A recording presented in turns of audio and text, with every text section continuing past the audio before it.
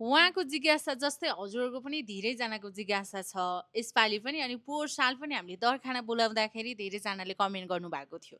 दर खाना त जाने, सामान किनेर मात्रै खाने हो कि पैसा तिरेर पर प्लेटको हिसाबले किनेर मात्रै खाने हो कि भनेर। हजुरहरूको जिज्ञासालाई चाहिँ आज मैले दूर गर्दैछु। अब यही भदौको 20 गते हाइटेक भिजनले गङ्गबुमा र भदौको 23 गते चाहिँ तारकेश्वरमा दर खने कार्यक्रम राखेको छ। अब यसमा तपाईँहरू को जाना चाहिँ को साथीहरू चाहिँ आउने प्लान गर्दै हुनुहुन्छ र सबैजना आउनु होला, फेरि पनि निम्तो छ। अब हजुरले हाइटेक भिजनमा आएर सामानै किन्नुपर्छ भन्ने छैन। आवश्यक छ किन्नुहोस्। योभन्दा अगाडि हजुरले किनिसक्नु भएको छ भने डबल लगेर थुपार्ने कुरो पनि भएन। 2टा फ्रिज राख्ने कुरो नि भएन, 2टा मेसिन राख्ने कुरो नि भएन।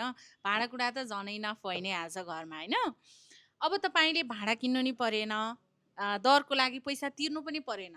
सिर्फ महिलाहरूको विशेष चाड तीज भएको हुनाले हाइटेक भिजनको तर्फबाट दिदीबहिनीहरूको लागि कोसेली हो। दर खाने, नाच्ने, गाउने, रमाइलो गर्ने, त्यो चाहिँ मात्र 1 दिनको लागि, वर्षभरिमा 1 दिनको लागि हामीले राखेका छौँ भने फेरि दाजुभाइहरूको लागि पनि हो।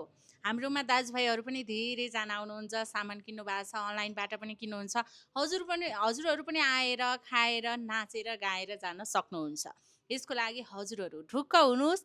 यही भदौको 20 गते हाइटेक भिजनको गङ्गबुको सोरुममा र भदौको 23 गते तारकेश्वरको सोरुममा हजुरहरूलाई निम्तो छ।